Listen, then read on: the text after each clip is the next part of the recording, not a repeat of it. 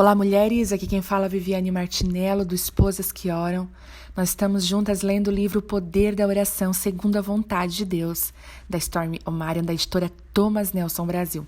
Hoje nós estamos no último capítulo desse livro maravilhoso, capítulo 22. E eu quero agradecer aqui, antes de começar a leitura, todas as mulheres e homens que ouviram esse livro maravilhoso.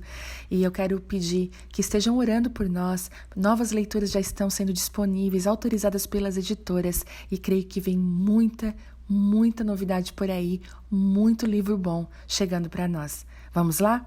Orando para encontrar conforto no centro da vontade de Deus. Conforme avanço nesta caminhada divina em direção ao bem-estar espiritual ao longo dos anos, eu tenho recebido muitas bênçãos do Senhor. Uma bênção especial foi a minha amizade com Diane, a amiga que levei para o Senhor quando conversávamos pelo telefone.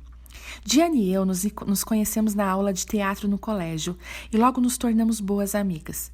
Descobrimos que compartilhávamos de experiências semelhantes com as nossas mães. Em consequência disso, cada uma de nós cresceu com profundos medos e inseguranças, sentimentos de abandono e uma grave falta de carinho materno. Nenhuma de nós jamais trouxe para casa os amigos da escola, porque nunca sabíamos em que condições iríamos encontrar nossas mães logo que chegássemos lá. Passamos a frequentar faculdades diferentes, mas depois dividíamos um apartamento em Hollywood, onde nós duas almejávamos carreiras de interpretação. Além disso, compartilhávamos a mesma caminhada espiritual, quando uma de nós estava envolvida em alguma prática ocultista ou religião oriental. A outra se envolvia com o mesmo entusiasmo. Depois que ambas aceitamos o Senhor, passamos mais tempo juntas, compartilhamos altos e baixos em nossos casamentos e o nascimento dos nossos filhos. Meus dois filhos tinham 4 anos de diferença do seu filho, John. Estava bem entre eles em idade. Assim, eles formavam um pequeno trio feliz sempre que estavam juntos. De fato, nossas famílias passavam todos os feriados juntas.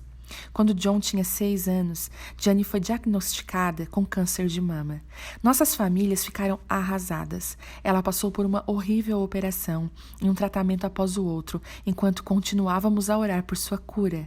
Mas então, em um dia terrível, nossos piores receios foram confirmados. O câncer havia se espalhado por suas glândulas, estômago, ossos e cérebro. Eu só queria ver o John crescer. Diane chorou diante de mim quando me chamou para informar o diagnóstico do médico. Naquele verão, conforme a doença de Diane progredia, eu tomava conta de John. O marido de Diane podia ficar livre para cuidar dela e ainda cumprir com as obrigações de sua empresa. Além disso, Diane estava sofrendo terrivelmente e não queria que John se lembrasse dela como estava naqueles últimos dias. Continuei orando para que a vontade de Deus fosse feita na vida de Diane. Todos nós desejávamos vê-la curada, mas não conseguíamos aguentar ver a agonia que ela tinha de suportar a todo instante, todos os dias. Poucos dias antes de Diane morrer, fui vê-la no hospital. Ela mal podia falar, porque estava extremamente enjoada e sentia uma profunda dor. Seus belos olhos estavam quase sem expressão.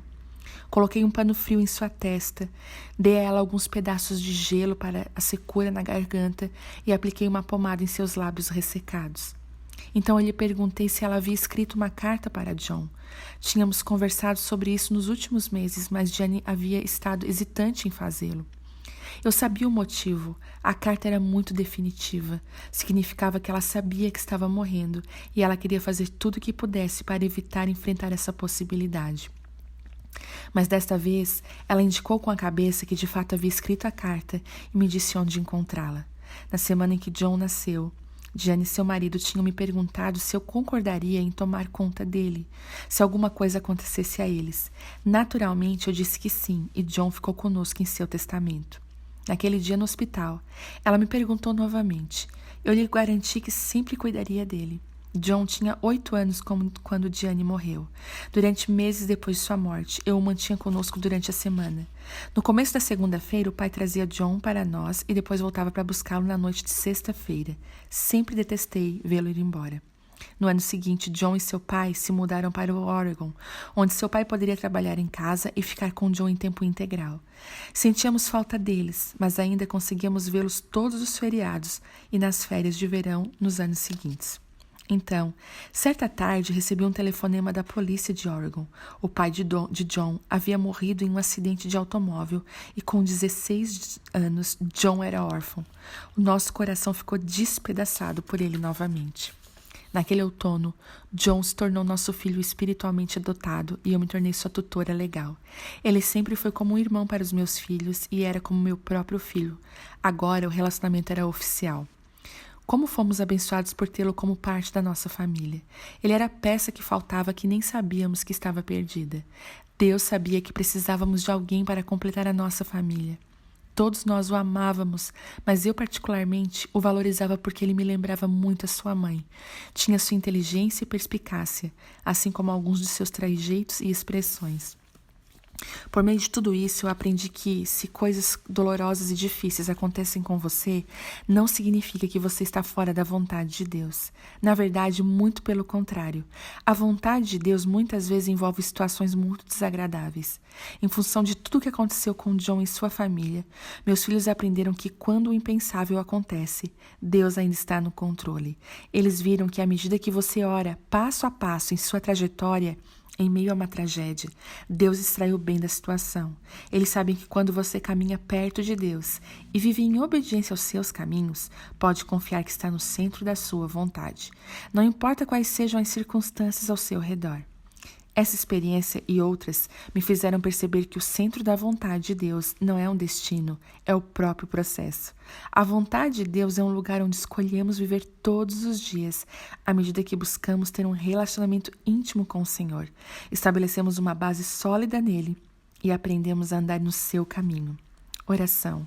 Senhor, ajude-me a viver sempre em seu caminho, para que eu possa continuamente encontrar consolo no centro da tua vontade. Ferramentas da verdade. O mundo e a sua cobiça passam, mas aquele que faz a vontade de Deus permanece para sempre. 1 João 2,17. Bendito seja o Deus e Pai de nosso Senhor Jesus Cristo, Pai das misericórdias e Deus de toda consolação, que nos consola em todas as nossas tribulações, para que com as consolações que recebemos de Deus, possamos consolar os que estão passando por tribulações. 2 Coríntios 1:3. Gritem de alegria aos céus, e regozije-se, ó terra, e rompe em canção, ó montes, pois o Senhor consola o seu povo e terá compaixão dos seus afligidos. Isaías 49:13. Por essa razão, desde o dia em que ouvimos, não deixamos de orar por vocês e de pedir que sejam cheios do pleno conhecimento da vontade de Deus, com toda a sabedoria e entendimento espiritual. Isso para que vocês vivam de maneira digna do Senhor e em tudo possam agradá-lo, frutificando em toda boa obra, crescendo no conhecimento de Deus. Colossenses 1:9. Mulheres, os seus joelhos podem te levar mais longe do que os seus pés. Que o poder da oração, segundo a vontade de Deus, caminhe perto de nós todos os dias. Obrigada a todos que ouviram esse livro, esse áudio maravilhoso. Deus abençoe a cada um de vocês e bora pro próximo livro.